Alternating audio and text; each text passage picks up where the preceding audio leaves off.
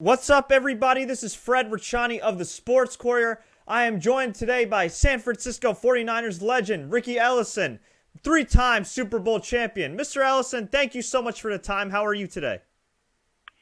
Great, buddy. Thank you for having me on the show. Pleasure to have you on. Now, before we get to what you're doing these days, the Super Bowl is just a few days away. Unfortunately, your Niners didn't make it, but they had a great season. Is this the time of year where you really miss pro football? I think I got one more week, and then I will miss it pretty badly. But it's been a great playoff up run. I think, debatable, but certainly the top two teams are in there. Of course. Now, as a Niner, though, does it pain you to see the Seahawks in it, or are you kind of content now? Have you have a chance to get over the loss? No, I'm still struggling with it. Still struggling with those ref calls. Still struggling with the outcome of that game. But it's football, and you've got to be able to be strong enough to overcome those last breaks. And even though we could have been, should have been, we weren't. So the best team apparently won, and they're playing this weekend. Fair enough. Now, Colin Kaepernick, I mean, he's had a hell of a short career thus far, but I feel like the guy's getting way too much criticism. I mean, the dude, in his first season, which wasn't even like a full season, he takes the team to the Super Bowl. The next season, he brings them back to the NFC Championship game when typically Super Bowl losers don't do so well. A lot of times they end up missing the playoffs. Do you think the guy gets way too much flack considering his age? No, I think that he did just a tremendous job this year in winning those two playoff games away in real adverse conditions in both places. But as a San Francisco 49er and as a culture of our organization, our whole purpose when we play is to get the quarterback the ball at the end of the game to win the game. And that quarterback has to have the ability to do that. That's what our tradition is. All our great ones have done it. And the ball was in the hands of Kaepernick only to win that game. It was his decision on what he did. So that's how we play the game in San Francisco. That was what we built our franchise around Joe Montana and around Steve Young. And he should have made a better decision on that one play. But hopefully we'll get another chance next year to be in the same position that he was this year. Absolutely. And the Niners, I mean, if you think about it, I mean, prior to Coach Harbaugh coming in, I mean, the franchise for a decade was in the doldrums, one of the most prestigious franchises, almost similar to, the Boston Celtics before, Kevin Garnett and Ray Allen came in there. I think that always happens with all the great franchises because a lot of the franchises are dependent on the talent. And that talent of collection of people, whether it's the Pittsburgh Steelers for the years in the 70s or the Cowboys in the 70s or New England today, they have a group of players that stay through the league for 7 or 8 years, and they've got that group and they dominate. So it's very difficult when that group retires and moves out of the game to continue to have another group of superstars at that level. We didn't have it. We didn't have that transition. We had a great transition in the 80s, but obviously it's back now. Harbaugh brought it back, and we were in the last 3 NFC championship games. We're a dominant force. And I believe the Super Bowl's coming to Santa Clara in a couple years, right? I'm sure you'll be checking out the new stadium there. It'll be 80 degrees and sunny and clear, unlike New York. Yeah, on Sunday. Yeah, unlike right here in East Rutherford, New Jersey. Now, for some fans that might be wondering what you're doing, of course, you kick butt on the football field as a linebacker for the Niners, for USC, and for the Raiders. Now, you are the head of the Missile Defense Advocacy Alliance. You started that back in 2002. It's a nonprofit organization. Do you want to tell everybody how you made that transition? Because it's a little different from the typical retired player transition where they go maybe to TV or open a business or invest in some properties. Yeah, it's quite different. It's still about hitting objects, moving objects, which kinetically. So it really began before I got in the NFL. It began at USC. I had a course by a defense advisor to a guy named Governor Ronald Reagan, who brought this vision of making the world safer if we could knock out and shoot down nuclear ballistic missiles.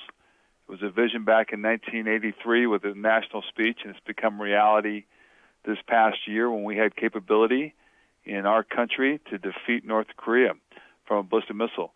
So I've been involved with it. I was involved with it during my off seasons when I played for the 49ers in pushing and promoting that kind of capability. I'm a defensive guy.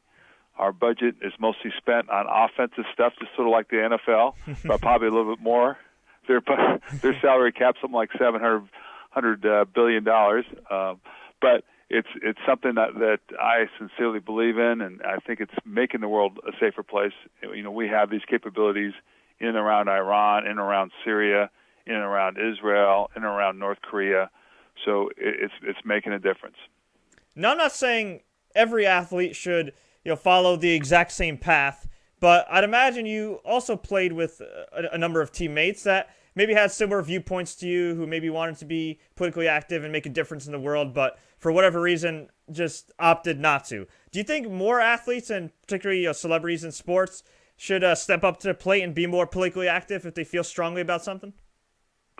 I certainly do, because I think you have the competitive skills to compete at the highest levels, and to be able to use those skills that you've been taught how to do, both mentally, especially mentally, to use those and apply those in competing and gathering teams together like you knew how to do it when you played, is very, very effective. And being able to do some good things, because it's about making our community better and our world better than what we have today.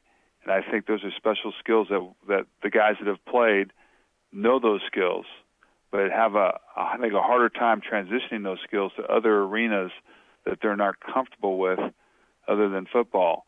So, and I'm saying that as one of many, saying that, those skills are transferable, those skills are valuable, and those skills can make a difference if you stay at it. Now, you made a funny comment about the NFL spending a lot of money on offense. Do you feel like the sanctions for player safety are just right, or do you think they're starting to really kind of overstep on the boundaries here? Because I feel like there's going to come a point where perhaps we're not even going to have defense in the NFL, or a shell of what defense used to be. I think there's still some pretty good issues. My son plays for the Minnesota Vikings, and he got a fine for $7,000 on a field goal team, accidentally putting his finger in a face mask slightly. And Sherman's getting the same fine for loudmouthing. It's gone a little over the top in terms of what they're trying to do. I think it's more symbolic to the public than it is to the players, because some of these things you cannot adjust your body in that type of time to make those adjustments. And some of the calls or missed calls that they made, even the last championship game last weekend, those were not direct hits to the head. They were not. Yet they are being penalized for it. You're not going to stop the play because we're still doing it. There's no. I don't think there's any difference in that. But I do say that the game's safer than when I played it. Certainly, the practices where there were a lot of contact when at my level, at my years, but they don't do that anymore. I think the game is changed. It is a passing game. The rules are becoming much, as we've seen this game, becoming much more tendency to support the offensive capability. You saw that stuff with Wes Walker. I mean, the offense does stuff, and they get away with it in these picks and so forth, and they don't get called for it. The game's still about intimidation. If it was easy to do this, anybody can catch that ball over the middle, and they can't take that away because you can't guide a guy's head in the last second before he lines up to hit somebody. And as a competitor and a public speaker, did you have any issue with what Richard Sherman said? I thought it really was just kind of part of the game. I mean, okay, he blew his stack a little bit, but I mean, the guy just, won a trip to the Super Bowl, and he's been talking trash all night. I didn't see any real controversy in that personally. Yeah, I think DBs have, in the history since I was playing, they talked a lot of trash, and the wide receivers do too. But because of the media and the hype, you've got that exposed much more than it was back in our day. But Lester, hey, all the guys talked out there on the edges that they do. Sometimes it's a lot of confidence. You got to walk the walk and talk the talk, and that's how some people play the game. But the game, I still believe, is always played in that front 7, 9-on-7, where the trash talking isn't as deep or as meaningless as the stuff that you hear, but the game's won inside those trenches still.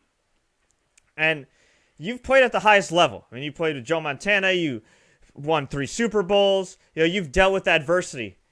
Has there been any situation in your post-NFL career that has made you as nervous or perhaps more nervous than playing in a Super Bowl?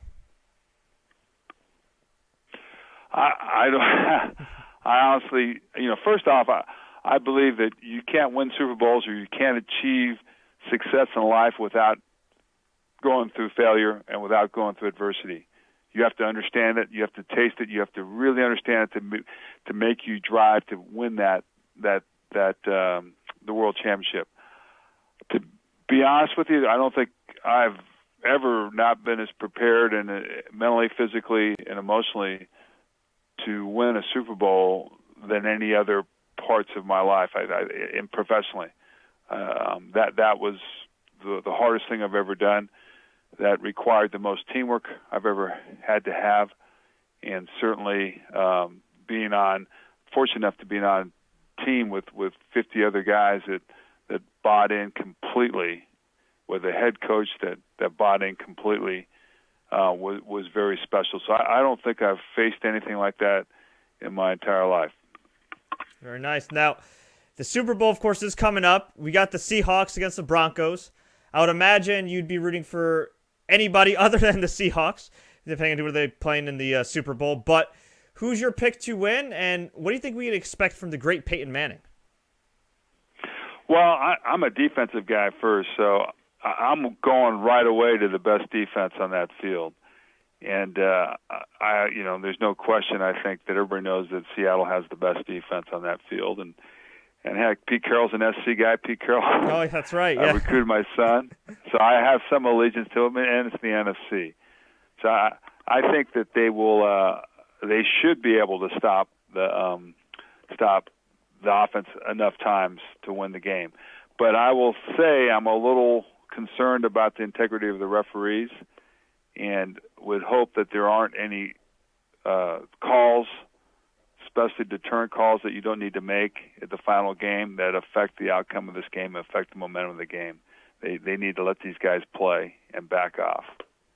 Well, it can't be any worse than the last time. I mean, the Seahawks were in the Super Bowl, right? I mean, against the Steelers, that was probably the worst officiated game I've ever seen. Yes, and we've got one leading up to it because the Seahawks and the Niner one was one of the worst playoff officiatings that have ever been seen. Which sometimes, you take a look and you hope that the league doesn't have a favorite on who they think they should win the game. So it needs to be one fair and square, and the referees need to stay out of the game and let the guys play, let the controversial calls, and let the kids play. Absolutely. Poor Navarro Bowman too. Oof, I think he had like a torn ACL, MCL. Made a great play too, and yeah, for what? For to get a bad call. So. Yeah, but that's the game. The NFL, that's the risk. That's what you do when you play in that game. It's very rare that anybody plays in a career in that game without a serious injury. Now, before we let you go, are you still active at all in football as far as any football camps or training anybody? No, I stay active watching my son play up in Minnesota. So I went to 20 NFL games live last year. So I enjoy watching the game in person at live. I do I have a couple charity programs at Stanford University, at Northwestern University, where I link in with the Bears and the 49ers and getting kids off the street, put them in STEM classes at the university. So that's to the extent I have with my relationship with the league. Gotcha. And before we let you go, sir, where can fans find you online and find more information online about the Missile Defense Advocacy Alliance? Well, they can Google my name, Riki Ellison, Ellison, or Missile Defense Advocacy Alliance, and that'll lead them right into what I do around the world. I've been around. I think I've visited close to 300 U.S. missile defense sites around the world in about 20 countries and 53 of our states and territories. Wow. And besides chilling on your couch for Super Bowl Sunday, or God forbid Super Bowl Saturday, dare I say, if they do end up moving the Super Bowl back, due to the snow, what else is on the docket for you coming up? Well, I'm moving around the world. We're celebrating recognizing our European and NATO partners in April on their best defenders of the year, both Air Force, Navy, and Army. I'll be over in Israel, Jordan, Turkey next month. I'll be back in Colorado Springs a month after. So I'm pretty busy traveling around the world recognizing and advocating for missile defense. Excellent. Well, Mr. Ellison, I thank you so much for the time. Sorry the Niners couldn't be in it this year, but I'm sure you'll enjoy the big game, and perhaps. Hey, I'm with you. I do not want what happened when Seattle played in the Super Bowl last with Jerome Bettis. It looked like the league had a little favorite there. So let's hope that doesn't happen with Peyton Manning. Absolutely. I don't think any of us, no matter who wins, wants to see a replay of 05-06 with Steelers-Seahawks. Definitely not. Sir, thank you so much for your time. Pleasure talking to you. Thank you. Thank you.